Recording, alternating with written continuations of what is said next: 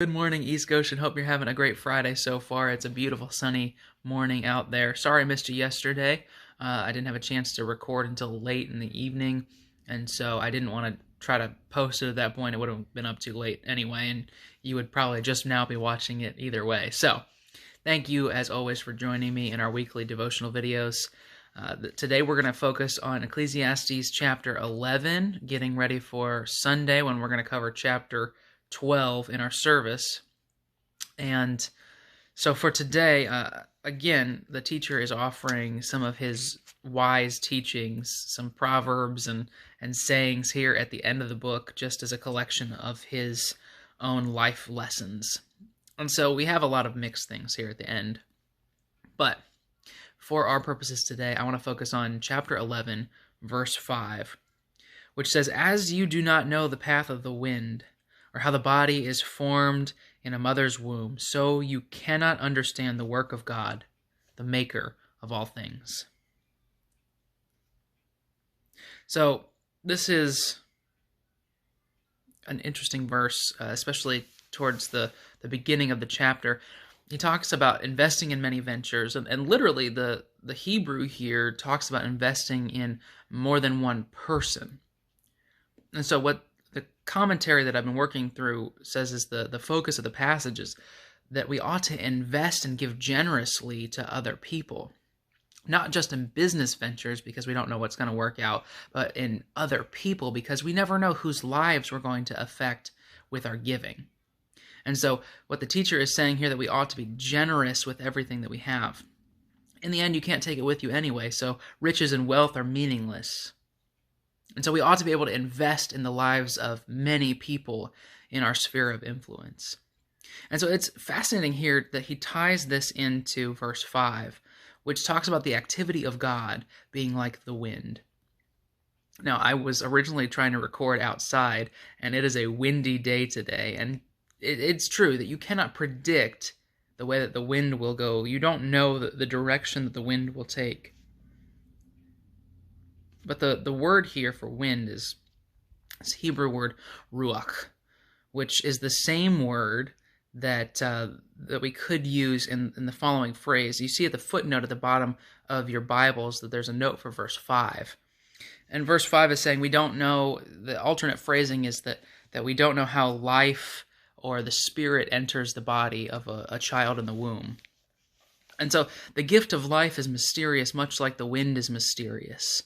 And so he's giving this little wordplay here because spirit and wind are the same word in Hebrew. It's both that ruach. So when it talks about the wind, it talks about the spirit. It's this movement of life, this breath of life. And so that's why wind and spirit are the same word. It's because it's the breath of life in us.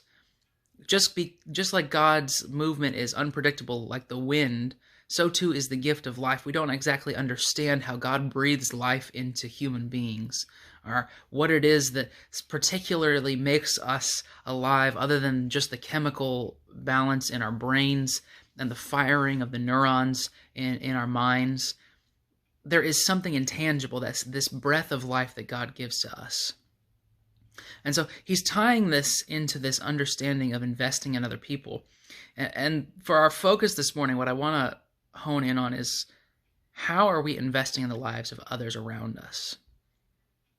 What the teacher would say is that life is short, and so invest in as many people, be as generous, as giving, as kind, as quick to offer your works of service as possible. You shouldn't mete out your good deeds and ration them. No, you should be willing to give them freely. Invest in as many people as possible, because you never know how it's going to affect the lives of those around us. God's activity is mysterious, and he chooses to give the breath of life in mysterious ways. And more so than that, he breathes new life into the people that we come into contact with and that we serve and love tangibly. And so we make this connection as Christians between the movement and activity of God and the investment in the lives of those around us. That we ought to be giving freely of ourselves.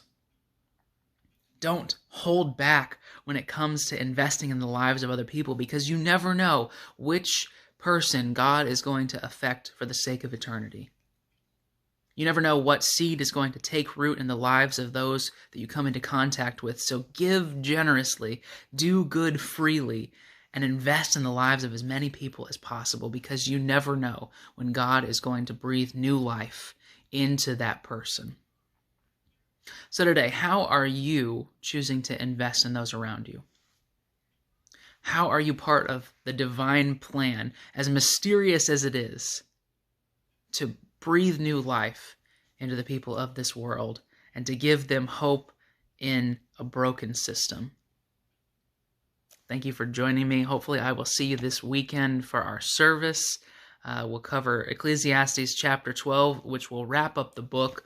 And for next week, we'll be focusing on some of the timeline for the Easter narrative. What is Jesus doing leading up to Holy Week? And where do we see him spending his last days on earth?